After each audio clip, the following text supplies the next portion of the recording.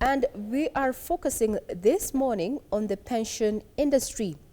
Just last week, the National Assembly saved pensioners from taxes that had been proposed in the Finance Bill 2020. What was the reasoning behind tackling, or rather wanting to, tax income of pensioners of the age 65 and above? And what impact would this have had on the pension industry? Other than that, the issue of pension adequacy. What are industry players doing to ensure that you and I continue saving for retirement? Is it just pegged on age, or can you start saving as early as you can? And with the focus being on the formal employment, what happens to those in the Jua Kali sector? To take us through that conversation is none other than the Group Managing Director and CEO at CPF, that is Hosea K.Kili. Good morning and thank you for your time. Good morning, Regina. Glad to have you on board. And I know this legislation has, was shelved or rather flopped at the National Assembly. But from an industry player point of view, what impact would it have had on the pension industry locally, had it sailed through? Yeah, the challenge of taxing pensions is something which we need to grapple with as a country. Pension is not one of those items which is top of mind of every Kenyan, particularly the young people. And when you begin to tax whatever they would actually want to save for their later years, you begin to discourage. So there is a need to look at the policy on this, on taxation, to ensure that we are actually encouraging more saving as opposed to taxing that kind of situation. The challenge, Regina, is that the young people who need to be organizing for or preparing for the retirement early enough are not even being given these lessons in schools. You'll hear that they get to know about this when they go to employment, and if they are lucky to be employed by a good employer, because pensions in Kenya, establishing a pension scheme is not mandatory for employers. So they get to know about it, and then because the employer is organizing it and sponsoring it, then they find themselves saving money. But as soon as they leave one employer and go to the next employer, the likelihood is that they will withdraw the money they have saved, spend it on the current needs, and begin the cycle again and again and again. Now, you've just squarely put us at the crux of this conversation, the low penetration rate. What do you think is fueling this? I know you've mentioned in passing the issue that young people are not aware that they need to start saving for their retirement very early. We always want to think that when I'll start saving for my pension, when I already start having gray hair. But, and also the lack of willingness among employers. So from where you sit, other than that, what else is also, ensuring that we have the current low penetration rate of pensions as we speak? My research, because I've been a player in this industry for quite some time, I'm currently the chairman of the Association of Trustees and Pension Administrators of Kenya, is that the low penetration rate is a combination of issues. One, the government policy on pensions is not been very clear. The second one is the feeling among Kenyans that pension saving is for the formal sector. And the third challenge is the competition between immediate needs of the citizens vis-a-vis the long-term organization of their retirement.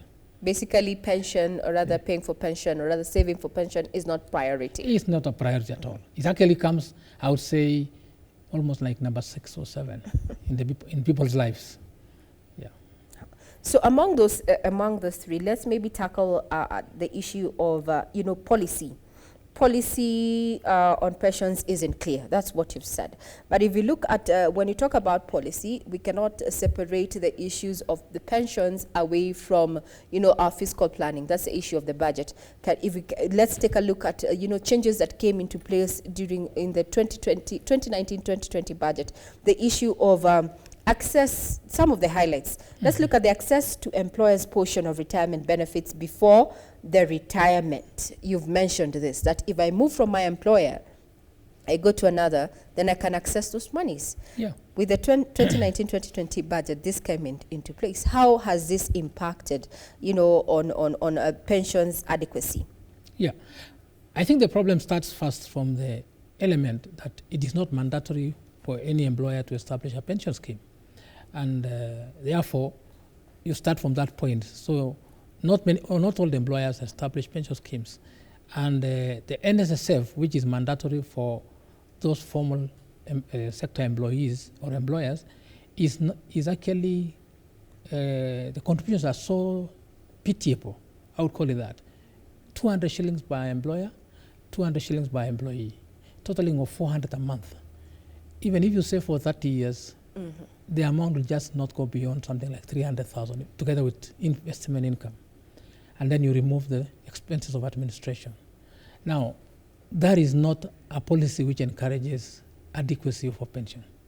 Now, then the second problem is that the same employees find that they need to organize for their medical, they need to organize for their relatives' sustenance, their education of their children, and they need to invest to create some investments for themselves. When all those things are competing with trying to save for pension, then you find that they will first deal with the immediate needs, and when they look at their wallet or the remainder of their basket of funds, they realize that they actually have nothing to save. Now, the success which the industry in Kenya has had, because we actually hailed in the world as a successful model in Africa, because we are saving. You don't sound so confident. I'm not convinced, because we are seen to be leading, because we are a 1.2 or 3 trillion industry. But I can tell you this, and my belief is that this is just because of one, liberalization of the market, because many schemes have been allowed to establish in Kenya as opposed to many countries in the region. We have over 1,400 or so retirement schemes in Kenya. And this is basically by concerned good employers, and I will keep on using that word. The bad employers don't make this arrangement. And since employees anyway would want to keep more cash to themselves, they are happy that the employer doesn't do anything like that. And you'll find that the other part policy is that the government has got another policy to employ most of the employees on contract. And that's something a trend which I think is a very wrong move, because we are moving away from making people think about retirement. The second problem is that with the little income, what people then do, and the amount is not being recovered at the point of the pay, they then don't make any effort to save, because it is voluntary. And that is what really makes this not work. I can say, for example, that with full authority here, that if saving for pension was mandatory, our industry would actually be more than 5 to 10 trillion at the moment. Yeah. So we need to make it, in your opinion, is that the fact that it is open, it's open, voluntary, we are not making do, or rather making effort to grow this industry that has quite potential. At 1.3 trillion industry, it's quite something that can change the economy. Now, are retirees, or do Kenyans know, you've talked about the issue of awareness, and you've mentioned something about, focusing on, medical funds. And is there a provision for retirees, or rather those who are, in these pension schemes, to actually, have a chunk of their contributions go towards a post-retirement medical fund? Is that? Yeah. First of all, I want to correct you something, Regina. We don't call people who are in active employment retirees. We just call them members of pension schemes. Okay. Take care. There is a law which has been passed, or a regulation that has been passed under the Retirement Benefits Act, to actually make trustees to organize post-retirement medical funds.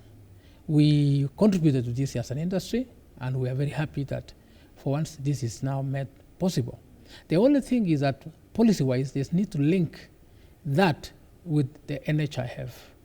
You know, in countries like Rwanda, the RSSB, the Rwanda Social Security Board, which organizes pensions for the whole country, as well as medical, they have actually combined pension together with medical. Now that makes it successful because contributing for medical is seen by many Kenyans or many workers as something which has a priority. Okay, people, if you give a choice to people, they will possibly contribute to NHIF and leave out pension because they think medical is more important and they really need it now.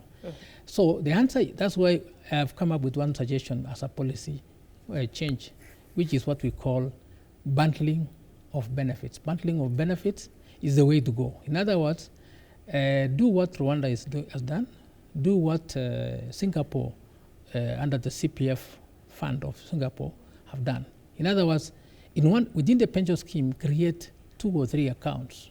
These 3 accounts, one will deal with saving for pension, the other account will deal with saving for medical and life insurance, and the other account will deal with saving for your home as a member of the scheme, so that you are able to draw part of the funds to buy your house or build your house. Now that is a successful model, which, as I've mentioned, is successful in Singapore and successful in Rwanda. Combining, separating the two, having a separate NHIF and a separate pension funds may not be the right way to do it. So bundling of benefits is the way I think we should go.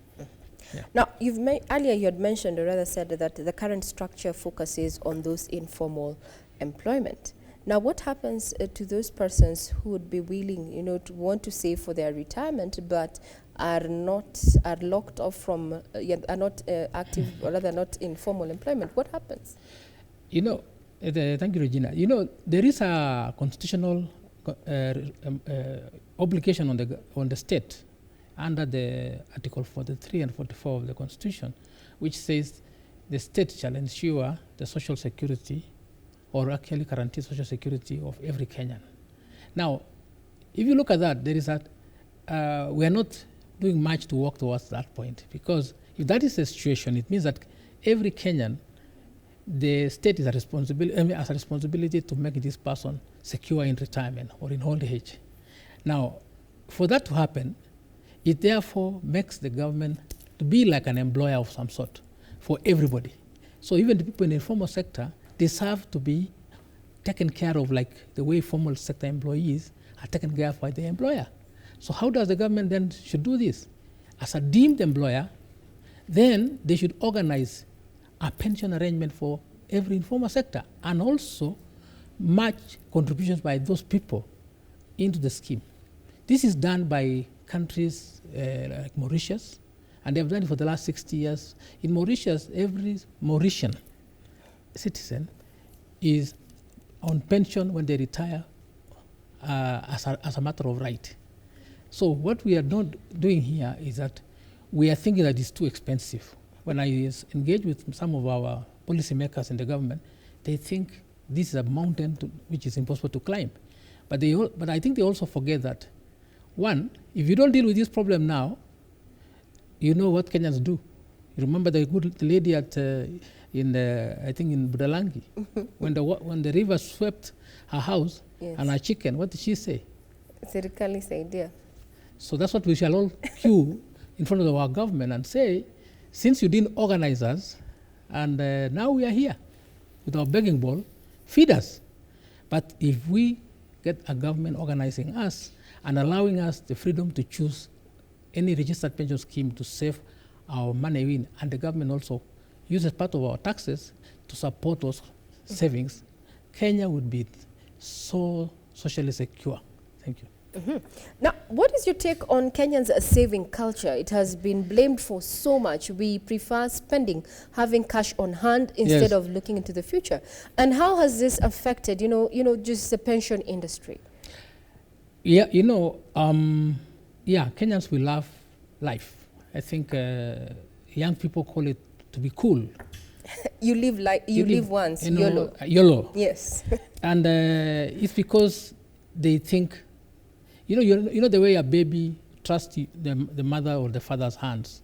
They feel Kenya government somehow will take care of them even in those days when they are no longer working. They think, but nobody is doing something about it. So they are therefore able to say, my money is my money. I make my money now. I enjoy it now. So they spend a lot of money on entertainment. If you look at the GDP of the country, it's huge. But then the saving amount is less. It's obvious what we are doing. We are spending now. Now we are beginning to learn something which the West has actually suffered as a very serious risk to saving, which is we learn to live on credit. You see there's so many credit arrangements coming up, digital loans. Yes. And now Kenyans find it easier to, when they have a problem, solve it with a quick loan. Now, that tells you that unless we do something to make people first save, that you have to save something before you actually spend, we are in danger. And we are going to create a country of consumers and none for savers. And therefore, there will be nothing for a rainy day. But now, since you've said that we need to change our saving culture, what are you doing as as an industry player to increase this awareness that savings is not just for people in old age, that you can start equally saving as young as 20? What are you doing? Yeah, actually, we have recognized this problem, and under the leadership of the association, we have actually begun to engage with both the National Treasury as well as the Retirement Benefit Authority to really create this change of policy. We think the future lies in what we are talking about, which is bundling of benefits, so that the youth can be attracted to say, okay, now that I'm allowed to save, to get money for my pocket money, for my bundles, for my phone, if I save some money, then I can withdraw a bit of it to solve some of these immediate needs. I can also, a young couple will say, we can combine our savings to buy a house, and I will be able to withdraw. You can even put in SACCO savings through this same arrangement. So this is what we have approached the Retirement Benefit Authority, and we have personally at CPF have requested RBA to allow us to do what we call a sandbox testing of this model. So we hope that soon as they allow us to do that, we will be able to demonstrate that even on a voluntary basis, by creating what I would call a sweetener to pension, then within all these sweeteners we put in, there's pension in between, which is normally not attractive. Because so Kenyans, the young, will now get attracted. And then the other one is education. We really believe that we should be coming here more often to speak about this subject, make it a top of mind discussion among the youth. We can even, I would like personally to be invited to some of I would like maybe to talk to DJs. Oh, the DJs. I want to go meet the DJs sometimes before they start, or when whatever, the music is getting nice, and they stop the music for a while, and I talk to the youth, this life, you can only sustain this life if you are sure of tomorrow. Good. That's safe. We have such a platform. We have a Club One Extra unit. We can have that conversation. I want to have that. Yes. And I want to equally go to the, when the music is being sung in, church and, worship, and in churches, mosques, talk about this. Let us speak about this thing in our curriculum in the school. Can I know for banking, and the banks have normally had some system for encouraging the young parents and the young children to save. We can include this in that kind of culture, because the moment we build it as a culture and we begin to show our mental image, our young people, of what life looks like in retirement. And one of the things we are trying to do even in our CPF, and we are even encouraging RBA to, is to remove the image of this whole cobble by the sunset, either next to the seashore. Yes. That life does not attract the youth. The youth needs to feel cool. So they need to be shown actually younger, having something showing that they are quite taken, they are saving for their future, but they are looking youthful. When you show old people, yes, on old people on a wheelchair, it looks a bit enjoying the sunset, their sunset days. Yeah. Now, talking about the reactions, or rather just feedback from those members of the pension scheme, there's the issue of lump sum and annuity. Yeah. you know, it has brought a little bit of issues, especially, you know, you don't get their money, the amount in good time, you know, it's drawn out. What policy changes? What is there a change? Is there an option to the annuity and the lump sum? I want to tell you something, Regina. By the way, saving is not an easy thing, and you know, retirement, enjoying retirement fund money also is not something which is you play around with. By the way, so that you know how serious it is, the European countries fear pension subject very seriously because it actually can make governments or bring down governments. Because unlike Kenya, of course, where we have other support systems, family, extended family, we also have, you know, people can go back to their farms and survive somehow. Mm-hmm. In Europe and Western world, people live by the jobs. That's why jobs are important. When they retire, they must be government pension as well as the employer's pension. And this is what somebody lives on. And you see most of our people see our tourists who come to settle in our beach, around Mombasa, Kilifi and so forth, and you think that these people are just, they're rich. They're actually former workers, manual and so forth, who actually the government helped them to save, and they have had their own saving. But when they come to Kenya, they can afford to live a good life here. Now, so the problem is that people prefer lump sums, you know, because there's allure of this huge amount of money in my account. Oh, yes. Give it to me, I know how to spend it. But I can tell you, in my over 15 years experience as an administrator of pension, I have seen people take lump sums, and within less than 6 months, they have died because they can't take the pressure of spending that kind of money. Two, they don't realize that there's nothing after that. So I would discourage anything to do with lump sum payments.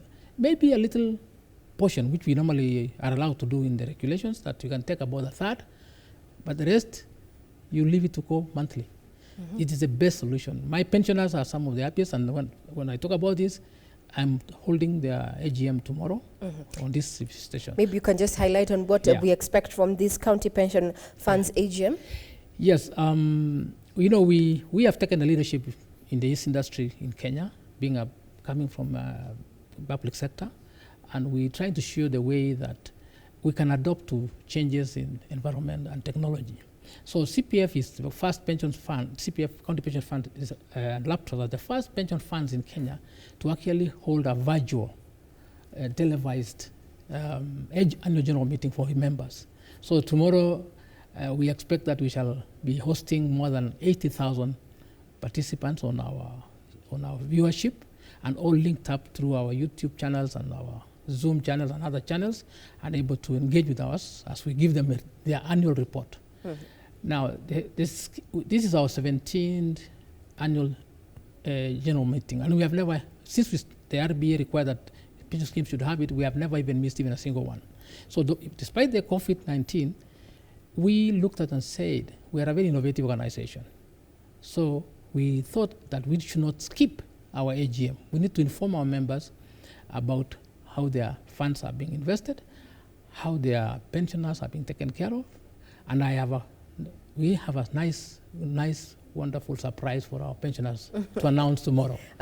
Now that surprise, if you happen to be a county government employee, county assembly employee, water service provider employee, and you wish to actually participate in the 17th meeting of the County Pensions Fund AGM, well, all you have to do is SMS your name and your employer to the number 0700040030. I take that back again, 0700040030. So that now can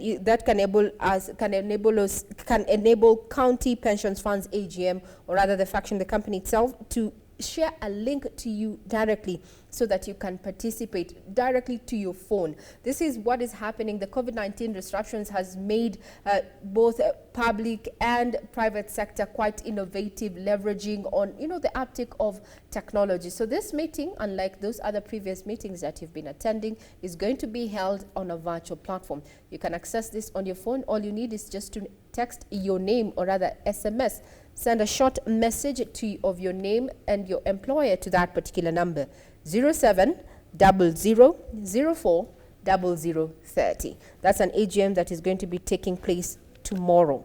And we're here with a group managing director and CEO, that is Hosea K.Kili, saying that indeed this is a meeting that you ought to attend because it's going to be a surprise. Maybe you can you share the surprise, or do you have to show up for the meeting? It's for my pensioners tomorrow. Oh, for your pensioners tomorrow. Yes. Now, looking at it, we've been having a lot of debate, and when it comes to the pension industry, it has quite a potential, 1.3 trillion shillings. Post-COVID, what role can the pension industry play in rebuilding the economy? Yeah, I want to say, Regina, that we actually already, we're already building the economy. If you look at the 1.3 trillion funds, they are invested in many areas. We invested in many areas. We invested in real estate, up to about 30% of the same money is actually basically in real estate in Kenya. So all the estates you see, where people live, and many things are investments of pension funds. Maybe just because they are not written, because they may be invested through other mediums, may not be feasible. But I can tell you that you can, for example, look at the NSSF investment in Embakasi, one of the beautiful estates. We have our own property we have invested in called Freedom Heights in Langata, one of the most modern estates to live in, very pleasant, and you can visit. Anybody can visit there. And many other places we are invested. So that's one of the investments. The other investment we make is also in treasury bonds. We lend money to our government. For example, at CPF, I think we lent the government more than 15 billion or more at any one time. So are you saying that by the going forward, we know the government has to borrow around 840.6 billion shillings, with 300 going to the external market, the rest coming to the internal market. Yeah. Are you eyeing those treasury bonds going forward? We definitely we eye them because they are secure investments opportunity for us, and we are allowed to even put as much as we can, 100% or so. So we have been supporting our government for all kind of needs of Kenyans. So Kenyans are actually living on money saved through pensions, among others. We also invest in direct investments, which we call them real estate investment trusts, where we try to teach Kenyans not to actually begin owning properties through a vehicle rather than owning it individually, and you take all the risk. This is a model we will be coming to discuss later. So when you talk about post-COVID, we are actually looking at a situation whereby, one, we want to encourage our members, and we're working with the government and our regulator, we widen the coverage of pension so that we have more than 20% of formal sector. We want to get into the informal sector, and these are the models we are discussing.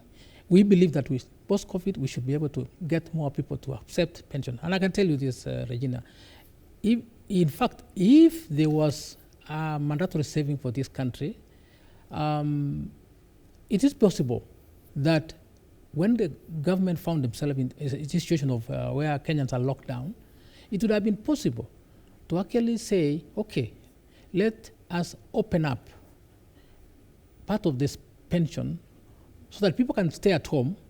We give them some stipend from the pension scheme for those months when they are at home. You could have actually been possible to have a real lockdown in Kenya if everybody was on a pension scheme, and therefore you tell them, okay, we'll give you to take every month maybe between 5,000, depending on your savings, and as a percentage for 6 months or for 1 year. It is possible. Now, that is not able to happen now because we are not saving. We want also to help our government to invest in some of the projects like affordable homes. We want to implement this universal health coverage by actually bringing medical, pre and post-medical fund arrangement by every pension scheme. And you can see where we are heading. This would actually compete in some way. Having a post-medical medical fund would actually compete with NHIF. Yes. So that people can see, I can make my own arrangements and still be able to, and use NHIF to complement. So these are the things we are discussing for the industry. Very well said. If you've just tuned in, we've been talking about the pension industry, whose funds are currently at 1.3 trillion shillings. And from an industry point of view, speaking to the Group Managing Director and CEO of CPF, Hosea K.Kili, he says that there's need of change in policy that will ensure that we have mandatory contributions to boost the pension industry. Take home is that government may lay down the policies to ensure or to secure your life, but you as an individual has to play a proactive role. I've also learned something, that I can start saving as early as now. I don't have to wait for my heydays. Thank you very much. Just a quick reminder that there's going to be a meeting tomorrow on AGM, the 17th meeting, that is going to be taking place on a virtual platform given the current COVID-19 situations as it is. And what you need to do if you fall into this bracket, that is a County Pensions Funds AGM, whether you're a county government employee or a county assembly employee or a water service provider. Now, SMS your name and the name of your employer to the number 0700 04 0030. 0700 04 0030, and you will get a link as to how you can participate in that particular AGM. To find out, indeed, as the CEO here has said of CPF, indeed there's a surprise for you. The end of the parting shot, Mr. K.Kili, as you come to a close. I want to say that one of the things we are happy about, the recent changes in the law, is that one, the members of parliament, and I want to applaud them at least for rejecting the amendments to tax those who are earning pensions who are 65 and above. I definitely say that would have been very counterproductive. The second issue, we are happy that they also refused to introduce taxes on NSSF. I told you the amount of money which members are saving in NSSF, and if you tax them, what are you telling them? Just go and take the little money and die. So the third issue, which we are very happy about as an industry or as members, particularly from the members' point of view, is that the cry for access to part of the money as you work, so that you buy a house, was granted also by the president and the parliament. This was a wonderful development for us, because I want to say at LAP Trust, which is our oldest pension scheme, which was started over 90 years ago, we actually used to lend our members money for buying homes. It was only stopped when we began getting regulations, but I want to say we never had any default by our members. They were willing to take the money, buy the house, and continue paying for it affordably. And I'm happy that 40% of this money now, which has been saved, is now available for members to borrow. Members, push your schemes now to allow you to save more, and it is possible. Thank you. Okay. That is Hosea K.Kili, Group Managing Director and CEO of CPF there, saying that indeed there's been a change in the regulations that is good for members of pension schemes. You just need to get in touch with your pension schemes to get, or rather to benefit from, the recent changes in regulation. And he's lauded the National Assembly for scrapping off, said that those particular taxes that were proposed under the Finance Bill 2020 would have been counterproductive in boosting the pension industry that right now is valued at 1.3 trillion shillings. We take a short break. When we return, we continue with our discussion in regard to parenting and issues and challenges that parents have to deal with. So do not go away. We'll be right back.